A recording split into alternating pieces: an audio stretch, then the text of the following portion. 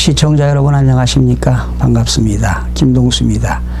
이 시간에는 부동산과 사람 제61화 시간인데요. 오늘 주제는 정부의 부동산 대책을 예상해 본다, 이런 주제로 여러분과 함께 하겠습니다. 요즘 만나는 사람들을 보게 되면 집값이 왜 이러지요? 앞으로 집값이 잡힐까요? 이런 질문들을 많이 듣습니다. 사실 문재인 정부 들어서서 15개월 동안에 서울의 아파트 가격은 무려 11.9%가 상승했습니다. 이러다 보니까 정부가 집값을 안정화시키기 위해서 많은 노력을 하고 있지요. 또한 얼마 전 김현미 국토교통부 장관은 집값만 생각하면 밤잠을 이루지 못한다는 그런 기사도 봤습니다. 참 어렵지요. 네, 그렇습니다.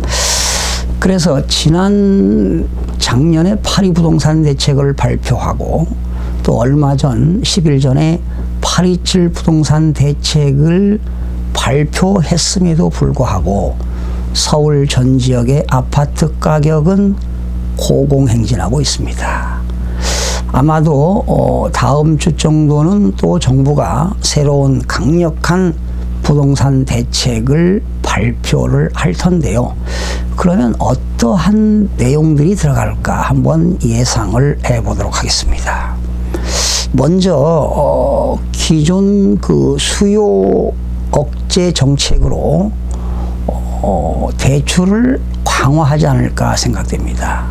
현재 임대 등록하는 사업자들은 LTV나 DTI를 규제하는 제도가 없는데, 앞으로 임대사업자 등록하시는 분들은 LTV, 소위 담보인정 비율이지요. DTI는 총부채 상환 비율을 임대 등록 사업자들한테도 대출 규제를 강화하지 않을까, 이런 예상을 해봅니다. 또한 세금을 좀 강화하지 않을까 생각합니다. 현재 우리나라의 보유세는 크게 두 가지가 있죠. 재산세는 지방세가 되겠고요. 종합부동산세는 국세가 되겠는데, 아마도 종합부동산세를 강력한 세제를 좀 강화시키지 않을까, 그렇습니다. 현재 기획재정부가 종합부동산세 법률안을 국회에 제출했거든요. 지금 국회가 국토교통위원회에서 지금 그 세제를 심의 중에 있는데, 아마 여야가 협의를 해서 강력하게 세금을 강화하지 않을까, 이런 생각을 해봅니다.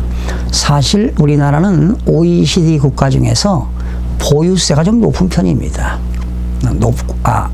낮은 편이고요. 죄송합니다. 낮은 편이고, 거래세가 좀 높은 편입니다. 그러니까 보유세는 앞으로 좀 더 올려야 되겠고, 거래세를 좀 인하시켜야 됩니다. 거래세라고 하는 건 이제 대표적인 취득세 아니겠습니까? 또 처분할 때는 양도소득세가 되겠죠. 그런데 현재 양도소득세도 참 문제가 많아요. 강화도 아마 할 겁니다. 우리가 주택을 1년 이내에 보유하고 양도하면 현재는 40%입니다. 그것을 강화하게 된다면 50%까지 인상하지 않을까, 이런 생각을 해보는데요.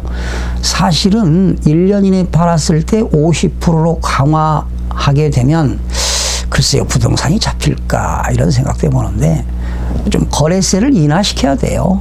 팔고 싶은 사람들은 많은 세금 부담 때문에 못 파는 거거든요. 그래서 세금을 좀 인하해서 거래를 좀 할 수 있도록 이렇게 정책을 입안하는 것도 바람직한데, 지금요 조정 대상 지역에서요 1세대 2주택자가 양도하게 되면 최고 세율 42%에다가 10% 중과세니까 52%예요. 1세대 3주택자는 20% 중과세 하니까 62%예요. 거기다 지방소득세까지 합치면 68.2%예요. 누가 팔겠습니까? 1억을 벌어서 6,820만 원 세금 내고 하려면 누가 팔겠냐고요. 들어온 돈에서 세금 낼라니 아깝거든요. 그러니까 공급이 줄어들 수밖에 없어요. 그래서 이렇게 꼭 양도소득세를 강화하는 것보다 좀 인하시켜서 거래가 활발하게 이루어지는 것도 어떤 정책이 되지 않을까 이런 생각을 해봅니다. 그 다음에 취득세는 거래세인데 인하시키면은요 행정안전부에서 반대합니다. 거래세가 취득세가 인하되면 지방세 세수가 줄어드니까 지방자치단체의 재정 수입에 크나큰 타격이 있거든요. 그러니까 취득세를 인하하는 것도 행정안전부에서 반대한단 말이죠. 이렇게 부처 간에 협의가 잘 이루어져서 이런 조세 정책과 또 국민들한테 세금을 받아서 국가 살림하는데요. 이바지하는데 참 조율을 좀 잘했으면 좋겠습니다. 또 지금 저 임대사업자가 올해 많이 등록했죠. 그런데 또 새롭게 임대 등록하는 사람들에게는 강력하게 규제하겠다 하니까 지금 각 구청의 주택관리팀에 말이죠. 그 임대 등록, 부동산 임대 등록하는 문의가 쇄도한다고 합니다. 빨리 등록해야 혜택을 보기 때문이지요. 나중에 등록하면 불이익이 많다고 하니까 강화한다고 하니까 지금 너도 나도 등록을 하는 것 같습니다. 사실은 임대 등록을 하게 되면 혜택이 많아요. 그러나 8년 동안은 매매를 할 수가 없습니다. 그러니까 공급이 줄어들 수밖에 없어요. 공급이 부족하니까 수요가 적은데도 현재 강남에 거래가 없는데도 가격이 올라가잖아요. 참 아이러니합니다. 그 다음에 지금 1세대 1주택 고가주택을 양도하는 사람은 1세대 1주택은 원래 비과세지만 9억 원을 줘가는 고가주택을 양도하는 사람들은 사실 양도소득세가 별로 없어요. 세금이 부담이 없습니다. 왜? 이명박 정부 때 장기 보유 특별공제를 10년 이상 보유하고 팔면 양도 차익의 80%까지 공제해주는 제도가 있거든요. 그러니까 똘똘한 주택 하나를 소유해서 나중에 팔더라도 세금 부담을 적게 부담하기 위해서 똘똘한 한 채를 선호하는 겁니다. 그래서 이렇게 1세대 1주택 고가주택을 양도하는 사람들에게도 어떤 규제를 통해서 그런 똘똘한 한 채를 취득하는 것들을 좀 지양하는 그러한 정책도 나오지 않을까 이런 생각을 해봅니다.